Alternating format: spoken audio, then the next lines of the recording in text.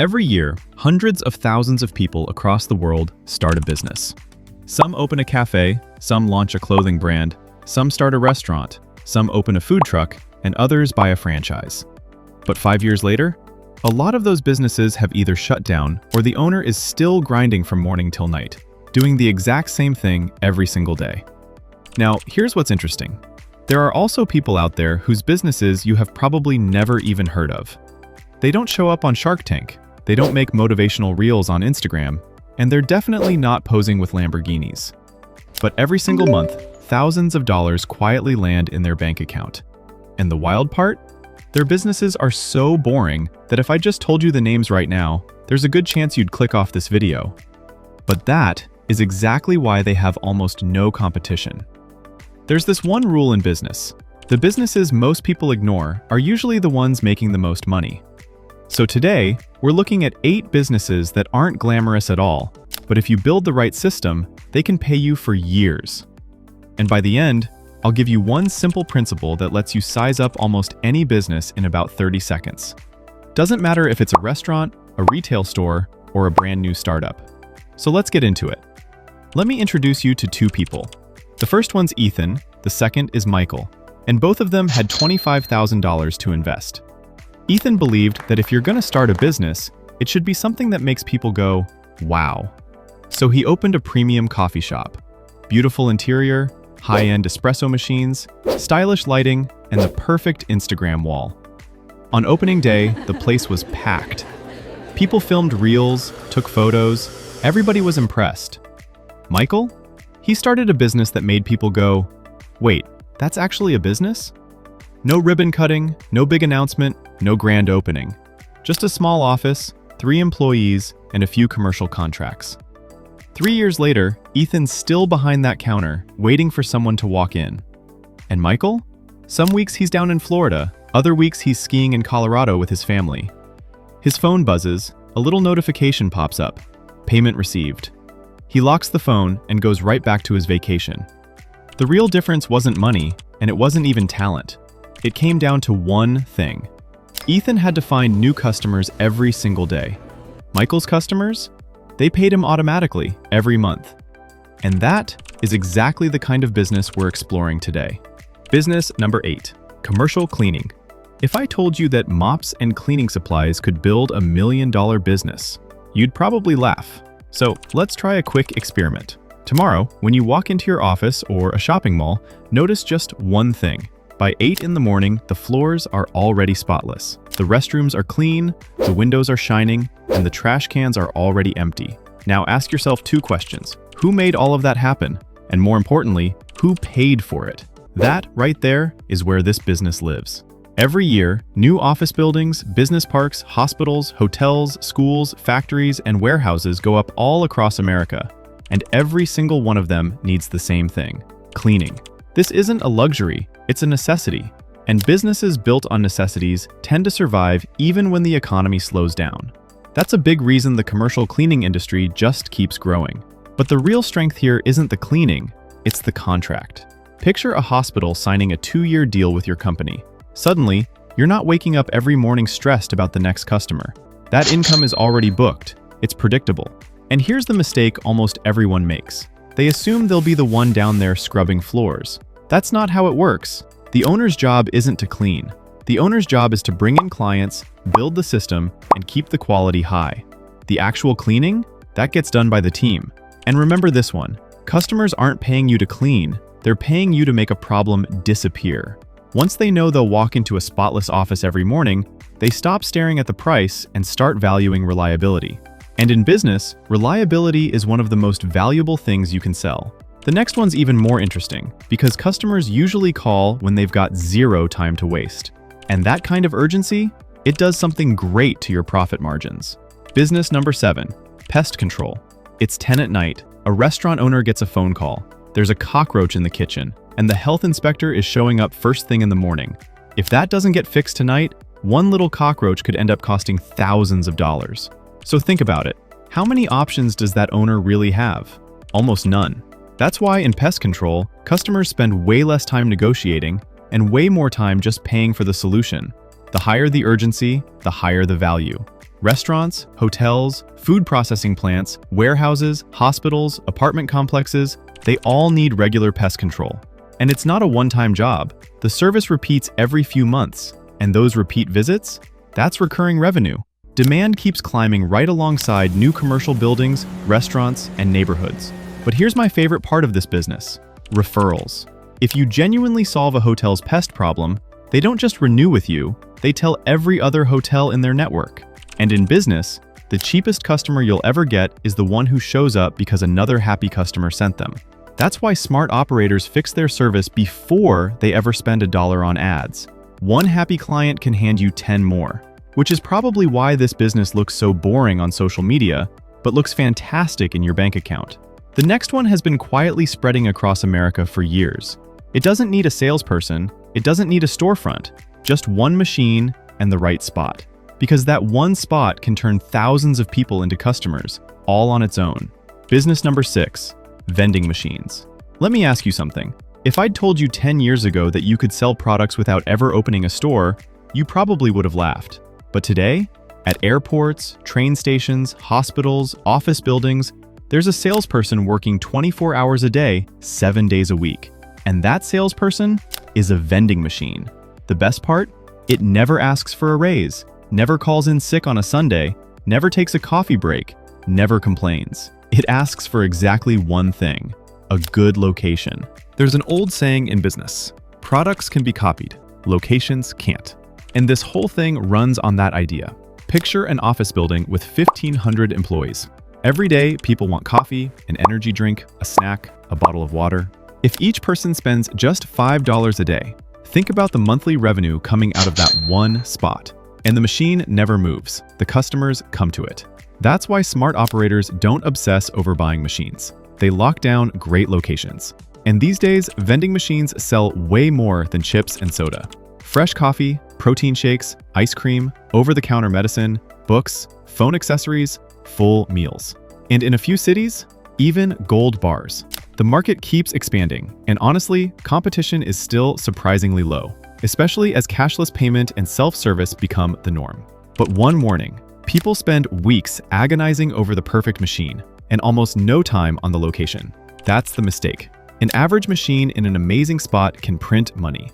The best machine in a dead spot can lose it. So really, this isn't a vending machine business. It's a location business. The next one also runs on machines. But this time, customers aren't stopping by for a snack. They're coming to solve a much bigger headache. Business number 5, commercial laundry. I can pretty much guarantee you've never seen a commercial laundry owner trying to become an influencer. No podcast, no motivational speeches, no luxury office tour. But every single morning, those machines are running. Quick question: 5-star hotels, hospitals, college dorms, apartment communities, gyms, spas, restaurants, what do they all have in common? Every day, thousands of sheets, towels, uniforms, and linens have to get washed. And not just washed, they have to be ready on time. Because if a hotel's sheets aren't ready, that room can't be rented. And if a hospital's linens aren't clean, patient care gets delayed. So laundry isn't a luxury here, it's infrastructure. And once something becomes infrastructure, the demand almost never goes away. That's why a lot of hotels and hospitals would rather outsource the laundry than run it themselves. Why? Because industrial machines are expensive. Maintenance is expensive, utilities, staff, repairs, all expensive. Owners don't want to buy another headache. They want someone to take it off their plate. And that is your opening. And notice the pattern, same as before. The real money doesn't come from washing clothes, it comes from the contract. Line up annual deals with 20 hotels, and you're not lying awake wondering if you'll get a customer tomorrow. They're already yours. That's what makes it stable. Now the top 4 get really interesting, because in these, you own the asset, but multiple customers pay to use it, again and again. Business number 4, equipment and tool rental. Say a contractor needs a concrete cutter for 10 days. They've got 2 choices: spend $10,000 to buy the thing, or rent it for a few hundred. If you were that contractor, what would you pick? Obviously, you rent. And that one decision is the entire foundation of the rental business. The golden rule here is simple. People will often pay more for access than for ownership. Netflix, Uber, Spotify, co-working spaces, they all run on it. Equipment rental is no different. All across America, new apartments, roads, warehouses, factories, and commercial buildings are constantly going up. And every one of those projects needs expensive gear. Here's what contractors understand really well. Buying the equipment doesn't finish the project. Finishing the project finishes the project. So they rent instead of buy. And that is where your opportunity comes from. Once a piece of equipment pays for itself, almost every rental after that is mostly profit. That's why rental businesses are one of the most underrated cash flow machines out there. You buy the asset once, and it keeps paying you over and over. All right, now we're into the top 3. And from here, the game changes completely. This next business is tied to something every single person uses every day. And in the right location, it can bring in money every single day. Business number 3, water refill stations. Let me ask you something. What was the very first thing you used this morning? Your phone? Nope. The internet? Nope. Water. And tomorrow, you'll drink water again. Next week? Again. Next year? Again. 100 years from now, people will still need water. Technology will change, AI will evolve, business models will come and go. But that one thing never changes. People will always need clean drinking water. And in business, ignoring a product whose demand never dies is usually a very expensive mistake. Right now, millions of Americans pay for clean drinking water every single day. Airports, train stations, hospitals, office buildings, universities, parks, tourist spots. Everywhere you look, people are buying bottled water or refilling their bottles. And notice something. Most customers don't care which company owns the water station. They care about one thing: safe, clean water. Businesses win when they sell a necessity before they sell a brand. That's exactly why refill stations keep popping up in high-traffic spots. Once the station's installed, the maintenance is scheduled, and digital payments are set up, the whole thing just runs, all day long, whether the owner's at home or halfway across the country. But people make the same slip they make with vending machines. They fixate on the machine instead of the location. So never forget this. The machine doesn't create the business. The location does. A refill station in a quiet, low-traffic corner might barely earn a thing. That same exact station outside a hospital, next to a subway entrance, or in a busy downtown can completely change your monthly income. And the best part? Customers come to you, which quietly cuts your marketing costs. The next one doesn't need machines, no inventory, no warehouse. And here's the powerful part. Once you build the product, millions of people can use it without you ever building it again. Business number 2, micro SaaS. That's short for software as a service. I can basically guarantee there are at least a dozen apps on your phone right now that you pay for every month, whether you realize it or not. Netflix, Spotify, Google One, ChatGPT, Microsoft 365, Adobe. You know what these companies love most? Your monthly subscription. Because once they land a customer, the revenue just keeps rolling in, month after month. And that's the same model thousands of tiny software businesses use today. It's called micro SaaS. The name sounds technical, but the idea is dead simple. One piece of software, one problem, one monthly subscription. Picture a gym owner who needs to manage memberships, track attendance, and auto-send renewal reminders. Or a clinic that needs appointment scheduling. A private school that needs fee management. A distributor trying to stay on top of inventory. Every business has at least one boring problem. And here's the interesting bit. Owners aren't looking for innovation, they're looking for relief. If your software saves them an hour a day by turning it into 10 minutes, most of them will happily keep paying you every single month. That's why some of the biggest software companies on earth follow one simple rule: save people time and earn recurring revenue.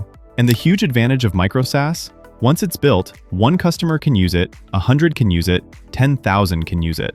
No new factory, no new warehouse, no extra inventory for each new customer. That's exactly why software businesses have some of the highest profit margins in the world.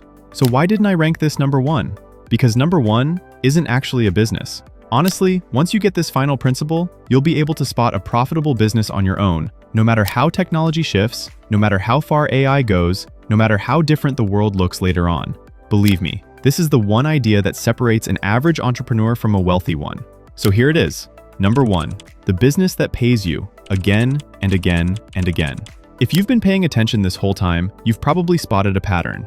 Commercial cleaning, pest control, vending machines, commercial laundry, equipment rental, water refill stations, micro SaaS. On the surface, they look completely different. Some run on employees, some on machines, some on technology, some on service. But they all share one thing, and that's number 1. Let me ask you something. Imagine you sell a product today. The customer pays you $1,000 and then they leave. Tomorrow, what do you have to do to make money again? Find another customer, run more ads, make another sale, negotiate again, deliver again, and next month, same grind. The month after that, same thing all over again.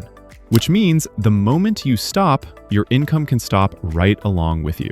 Now picture a different setup. A customer signs a contract with you today, and from then on, the payment just shows up automatically every month.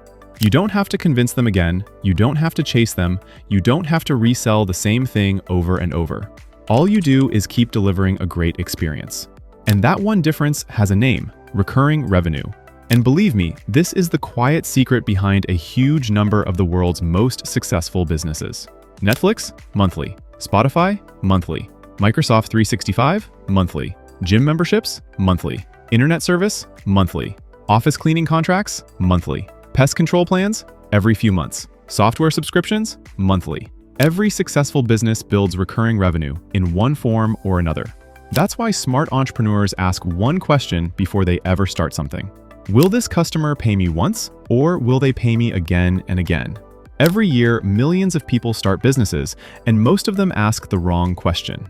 They ask, how much profit does this make? Wealthy entrepreneurs ask a different one. How many times can that profit repeat? And that tiny shift in thinking changes everything. So if you asked me which of these 8 businesses is the best, my honest answer is none of them. The best business always depends on your situation. But the best principle? It never changes. Build something where customers keep coming back and keep paying. Once that idea really clicks, the next time someone tells you this business is incredibly profitable, you'll instantly know the question to ask. Is that profit recurring, or is it one time? And the second you know the answer, you'll have a much clearer picture of whether it's actually worth your time. That one simple filter can knock out 90% of average business opportunities. I want to leave you with one last thought. A lot of people assume wealthy folks own completely different kinds of businesses. But that's not really true. Wealthy people just choose businesses differently. They don't chase excitement, they chase cash flow. They don't chase trends, they build systems. They don't chase one-time sales, they build repeat customers. And maybe that's why their businesses look so boring from the outside, but their bank accounts never are. So next time a business idea pops into your head, ask yourself one simple thing. Will this pay me once, or will it pay me every month? If even one of these 8 made you think a little differently, go ahead and hit that like button. And tell me down in the comments which business surprised you the most and why. And if you're into research-based videos about real business models, real money, and real wealth building, subscribe to the Money and Mind Playbook and turn on the notification bell so you don't miss the next one. I'll see you in the next video.